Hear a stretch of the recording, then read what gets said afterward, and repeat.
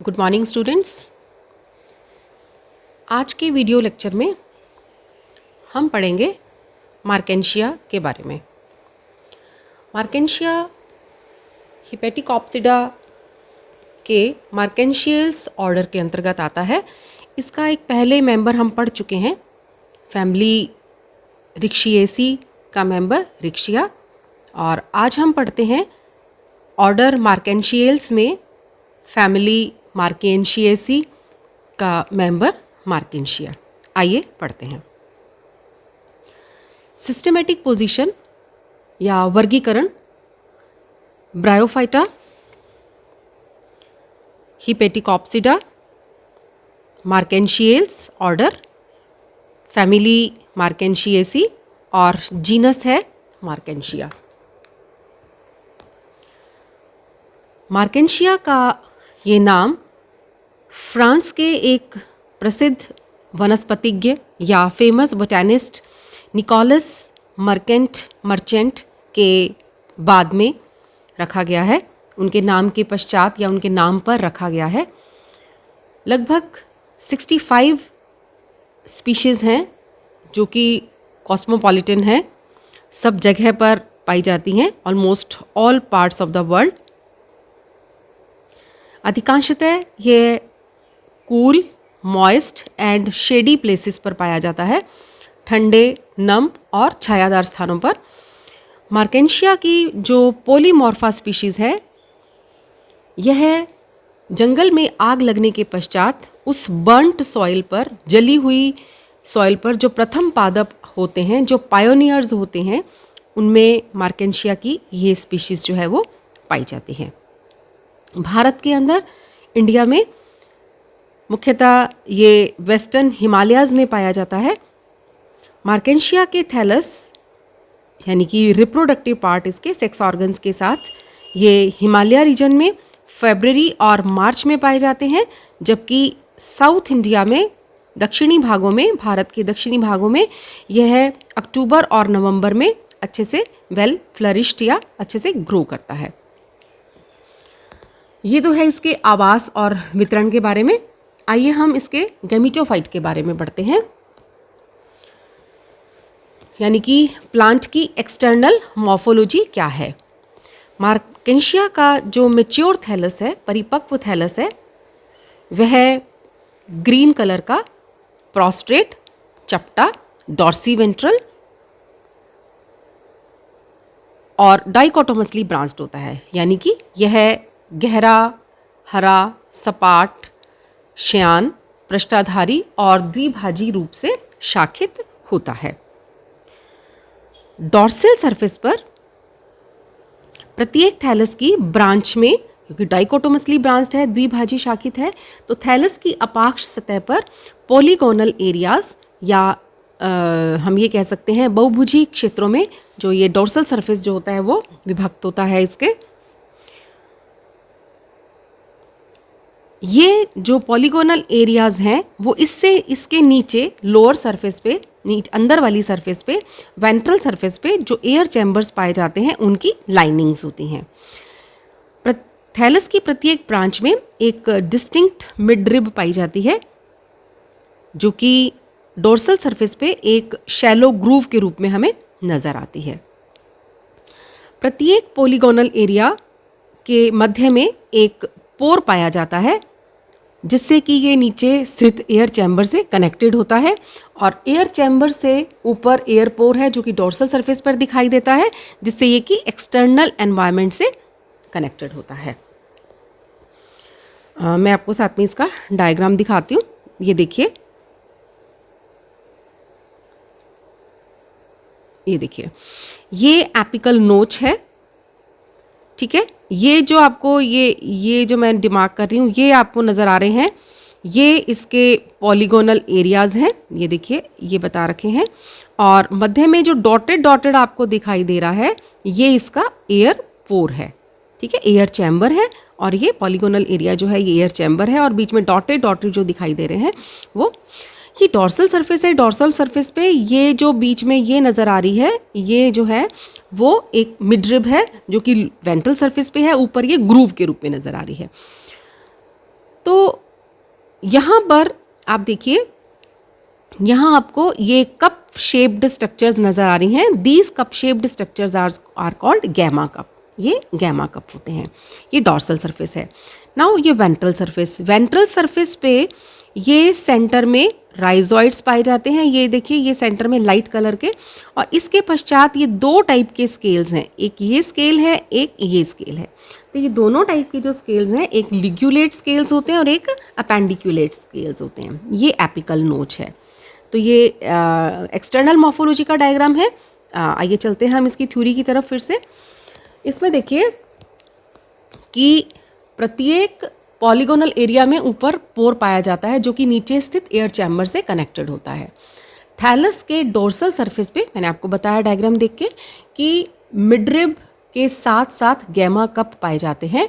ये crescent shaped gamma cup होते हैं, और जिनमें स्मूथ, स्पाइनी और फिम्ब्रिएट मार्जिन्स पाए जाते हैं। इन गैमा कप में गैमी पाए जाते हैं, और ये गैमी जो हैं वो वेजिटेटिव रिप्रोडक्शन में सहायक होते हैं। थैलस की प्रत्येक ब्रांच जो है वो इनडेफिनिटली ग्रो करती है, क्योंकि इनमें ग्रोइंग पॉइंट पाया जाता है प्रत्येक एपिकल नोच के अंदर। ये देखिए, यहाँ पर ग्रोइंग पॉइंट होता है, यहाँ पर ग्रोइंग पॉइंट होता है। तो ये एपिकल नोच वाले पोर्शन के अंदर ग्रोइंग पॉइंट होता है, जो कि इसकी लगातार वृद्धि में सहायक होता है। थैलस के वेंट्रल सरफेस पे राइजॉइड्स और स्केल्स पाए जाते हैं on both sides of midrib की दोनों तरफ पाए जाते हैं। राइजॉइड्स कैसे होते हैं? राइजॉइड्स कलरलेस हैं, यूनिसेल्युलर हैं, और दो टाइप के होते हैं। एक होते हैं स्मूथ वॉल्ड और एक होते हैं ट्यूबरकुलेटेड। ठीक है, इसके बारे में हम रिक्शिया में पढ़ चुके हैं। स्केल्स भी दो रोज के अंदर अरेंज होते हैं, आइदर साइड ऑफ मिडरिब की दोनों तरफ, और ये दो टाइप्स हैं, अपेंडिकुलेट टाइप और लिग्यूलेट टाइप। सरल प्रकार के स्केल्स जो हैं वो अपेंडिकुलेट या अनुबंधी या उपांगिका युक्त होते हैं, और दूसरा टाइप जो है इसके वो लिग्यूलेट टाइप के होते हैं। तो जो थैलाए या जो थैलस जो हैं, जो सेक्सुअली मैच्योर होते हैं, वो जो सेक्स ऑर्गन्स हैं वो स्पेशलाइज्ड इरेक्ट ब्रांचेस पे पाए जाते हैं, यानी कि ऊर्ध्व शाखाओं पर पाए जाते हैं। इन ऊर्ध्व शाखाओं को हम युग्मक धानीधर या हम गैमीटोफोर्स कहते हैं। गैमीटोफोर्स कहते हैं, इनके ऊपर सेक्स ऑर्गन्स पाए जाते हैं। ये भी ग्रोइंग एपेक्स जो है एपिकल नोच में जो सिचुएटेड होता है वहाँ से निकलते हैं। मेल थैलस के ऊपर जो ब्रांचेस पाई जाती हैं उन्हें हम एंथ्रीडियोफोर्स कहते हैं, और जो फीमेल थैलस पर आर्चिगोनिया जिनमें पाए जाते हैं उन गैमीटोफोर्स को हम एंथ्रीडियोफोर्स कहते हैं। ये डायग्राम में दिखा रखा है, ये देखिए, ये सेक्सुअली जो मैच्योर थैलस है ये हम आगे देखेंगे। यहाँ पर अब आगे दिखा रखा है इसकी इंटरनल स्ट्रक्चर। इंटरनल स्ट्रक्चर में देखिए कि इंटरनल स्ट्रक्चर में देखिए कि ये थैलस है। थैलस को मुख्यतः 3 भागों में विभाजित किया गया है। ये सबसे बाहर की तरफ है, ये एपिडर्मल रीजन है। फिर इसके बाद ये आ जाता है इसका फोटोसिंथेटिक रीजन, और ये आ जाता है इसका स्टोरेज रीजन। जो एपिडर्मल रीजन है उसके अंदर एपिडर्मिस पाई जाती है, जो कि परफोरेटेड होती है एयर पोर्स के द्वारा।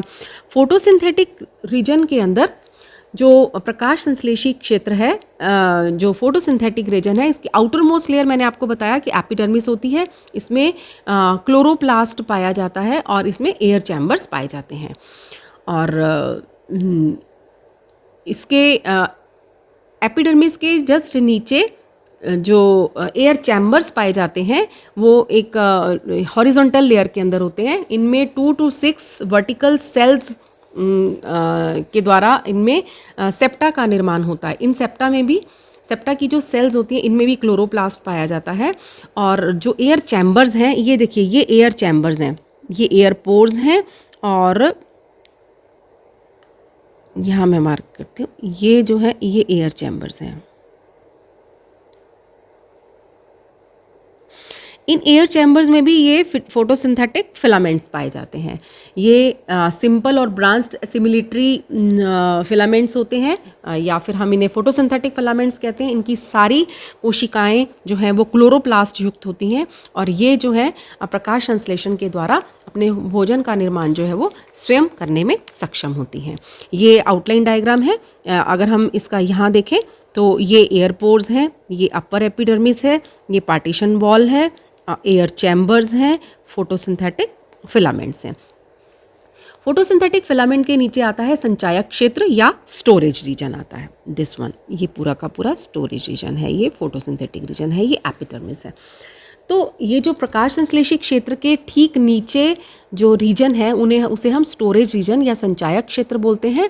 इसमें सेल्स जो हैं होती तो थिन वॉल्ड हैं, लेकिन वो कम्पैक्टली अरेंज्ड होती हैं और पैरेन्काइमेटस सेल्स होती हैं। ये काफ़ी लेयर्स का बना होता है। इन सेल्स के अंदर जो जिन्हें हम स्टोरेज सेल्स कहते हैं, इन सेल्स के अंदर स्टार्च संग्रहित होता है। रिजर्व फूड मटेरियल जो है वो स्टार्च होता है। इनमें से कुछ सेल्स जो हैं वो म्यूसिलेज, उनमें के अंदर म्यूसिलेज भी पाया जाता है, या ऑयल ड्रॉपलेट्स भी पाई जाती हैं। थैलस के सेंटर में जो सेल्स हैं वो कंपैरेटिवली लंबी होती हैं। इनमें रेटिकुलेट थिकनिंग्स पाई जाती हैं या जालिकावत स्थूलन पाया जाता है। ये सेल्स जो है ये सबसे नीचे वाली परत जो है वो लोअर एपिडर्मिस, ये जो है ये लोअर एपिडर्मिस का निर्माण करती है। इन लोअर एपिडर्मिस पे स्केल्स और राइजॉइड्स पाए जाते हैं। ये देखिए, ये स्केल्स और राइजॉइड्स हैं। तो इस प्रकार से ये इसमें एक्सटर्नल मॉर्फोलॉजी और इंटरनल मॉर्फोलॉजी है। ये मैंने आपको बताया कि ये 3 क्षेत्रों में विभाजित होता है: एपिडर्मल रीजन, फोटोसिंथेटिक रीजन और स्टोरेज रीजन। आइए अब हम पढ़ते हैं कि मार्केंशिया के में रिप्रोडक्शन या जनन किस प्रकार से पाया जाता है। मार्केंशिया में जनन, कायिक जनन और लैंगिक जनन पाया जाता है। आज के वीडियो लेक्चर में या आज के लेक्चर में हम पढ़ते हैं वेजिटेटिव रिप्रोडक्शन या कायिक जनन। तो थैलस में प्रोग्रेसिव डेथ और डिके के कारण थैलस के जो प्रगामी मृत्यु और क्षय के द्वारा नया प्लांट बनता है। एडवेंटिशियस ब्रांचेस के द्वारा नया प्लांट बनता है। ट्यूबर्स बनते हैं इसके अंदर। कंद के द्वारा कुछ जातियां ऐसी होती हैं जिसमें अनफेवरेबल कंडीशन के अंदर थैलस के जो कॉर्नर्स हैं उन पर ट्यूबर्स बन जाते हैं, और ये पैरिनेशन के साधन होते हैं, यानी कि बहुवर्षिता के साधन होते हैं। जैसे ही अनुकूल परिस्थितियाँ आती हैं, इन ट्यूबर से नए थैलस बनते हैं। Now in context with Marchantia, यहाँ पर इम्पॉर्टेंट है कि गैमा के द्वारा किस प्रकार से या गैमी के द्वारा किस प्रकार से मार्केंशिया में कायिक जनन संभव होता है।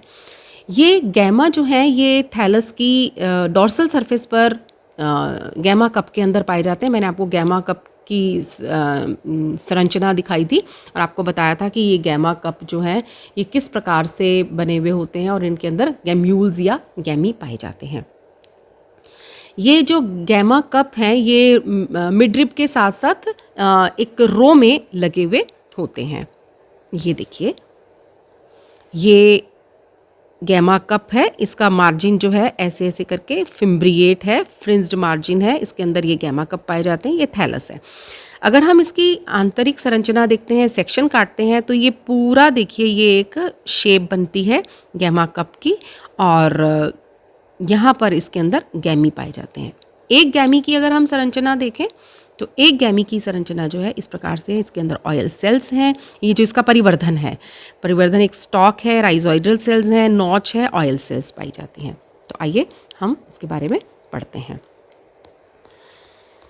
एक गैमा कप का अप्रॉक्सीमेटली साइज़ जो है 2 मिलीमीटर के अराउंड होता है, और हाइट जो है इसकी 3 मिलीमीटर के अराउंड होती है। इसके मार्जिन्स हाई लाइन होते हैं, लॉब्ड और एंटायर होते हैं।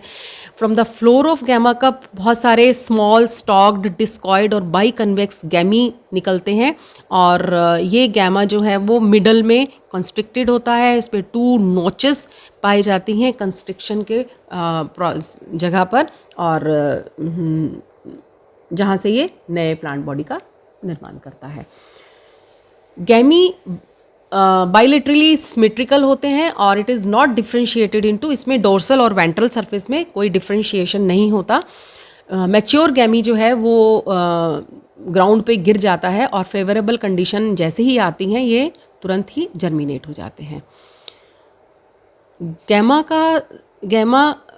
का जो सरफेस सॉइल के कांटेक्ट में आता है वो राइजोइड बनाता है और ये सरफेस जो है वो इवेंचुअली लोअर या वेंट्रल सरफेस के रूप में ग्रो करता है। मीनवाइल एपिकल सेल्स जो है उन पे 2 लेटरल नॉचेस पाई जाती हैं, ये एक्टिव हो जाती हैं जो कि ऊपर की तरफ या अपोजिट डायरेक्शन में ग्रो करती हैं और नए 2 जो हैं वो 2 थैलाई का निर्माण करती हैं। यूजुअली जो मेल थैलस पर गैमी पाए जाते हैं वो मेल प्लांट्स बनाते हैं और फीमेल थैलस पर जो गैमी पाए जाते हैं वो जो हैं फीमेल प्लांट का निर्माण करते हैं। तो this is all about external and internal morphology of Marchantia. बाह्य आकारिकी और आंतरिक संरचना मार्केंशिया की पढ़ी हमने और साथ ही साथ रिप्रोडक्शन में हमने इसमें वेजिटेटिव रिप्रोडक्शन के बारे में पढ़ा। यहाँ पे मैं आपको गैमीटोफोर्स के बारे में बता रही थी। तो ये देखिए ये डायग्राम में दिखा रखा है, ये गैमीटोफोर है ना, ये एंथ्रीडियोफोर है और ये एंथ्रीडिया लगे हुए हैं और ये देखिए यहाँ पर ये आर्किगोनियोफोर है और ये जो है वो आर्किगोनिया लगा हुआ है। तो अपने नेक्स्ट लेक्चर में हम पढ़ेंगे sexual reproduction in Marchantia. Thank you.